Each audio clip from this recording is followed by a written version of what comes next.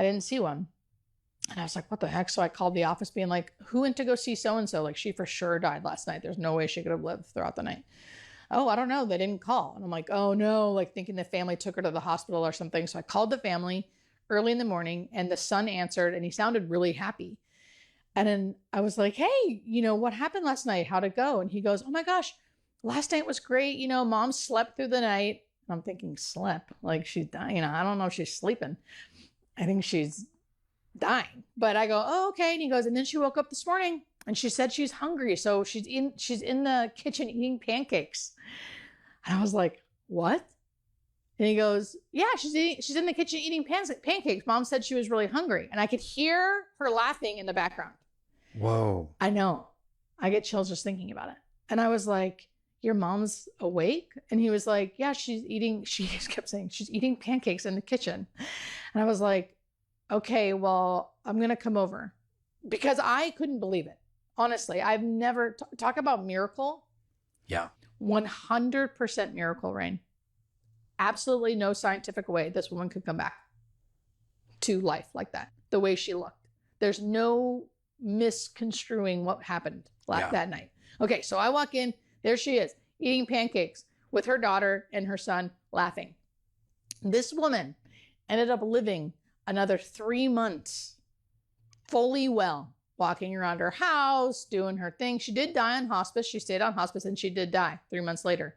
But she went from being, I would say, moments from death, zero ability to have oxygen going to her brain for her to come back and be able to walk and talk and eat and whatever, to living a full life for 3 months with her family. And the part I never told for years, I always just told that part of the story. This is my miracle story. She was a miracle. This woman came back. And then years later, I finally started telling people what I had this vision of when I put my hands on her bed.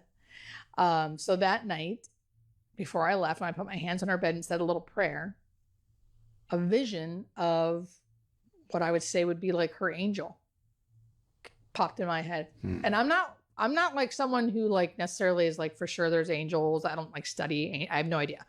But it was like this big, huge being that didn't feel at all what I thought an angel would be like warm and fuzzy and flittery or something. It was like this huge being that was like standing over her bed, almost as big as a car, if a car was like upright. And it didn't say anything, but it definitely told me like in milliseconds, telepathically, like, this is mine. Like this powerfulness of like, I got this. She's mine. I've got this. And it felt like power and strength and like protection. And it didn't feel scary, but it didn't feel warm and fuzzy at all. And I remember getting that like clear vision. I could almost draw it if I could draw, like a silhouette of like a being behind her bed. But I just pushed it off and I didn't think anything of it until the next day when I saw her sitting there eating pancakes. And then, And then I was like, holy shit. Wow. This being like saved this woman. Like, and I felt like maybe it was her guardian angel. Maybe it was, I don't know. And I do regret. But it wasn't like seeing it. It was just sensing it, feeling a shape and kind of being silenced by it in a way. Yes. Right? So a real tangible power there. A real tangible power that did not feel scary, but did not feel like a warm embrace. Yeah. Like I feel like I felt God where it felt warm, like a warm. It didn't feel like that. It felt like boom, like a strength. Yeah. Wow. That I'm making myself clear to you. Yeah. It was like making itself clear to me. And that's it kind of. So how do you process that afterwards? Do you feel like she had more time? There was more for her to work out. There was some guardian presence that was saying, you need more months here. Right. Like why her here, and this not gift. Right. With your children, something. I wish I never feel the place to like, I never said anything to the family. I think that's kind of obvious. I feel like that would have been overstepping, even though it was an incredible thing. Yeah. I never said to her, did you come back from the dead? I just let it be. And they didn't say anything. They didn't talk about, she didn't say, I came back from the dead. She didn't say anything. And I just let it be.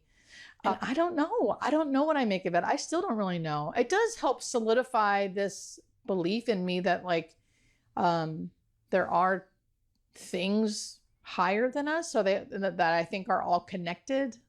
I feel like all I ever do is claim that I don't really know. I know enough to know, like, I don't know, but I know my experience, and that has look been at all like Satan from South Park. No. You know what it looked like?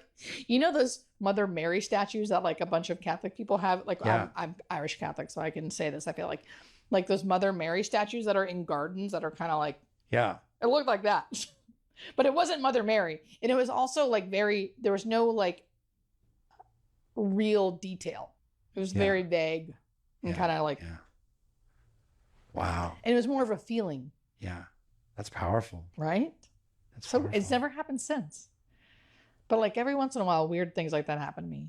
That is an incredibly wild story. And it just makes me think one thing, which is, I want that pancake recipe.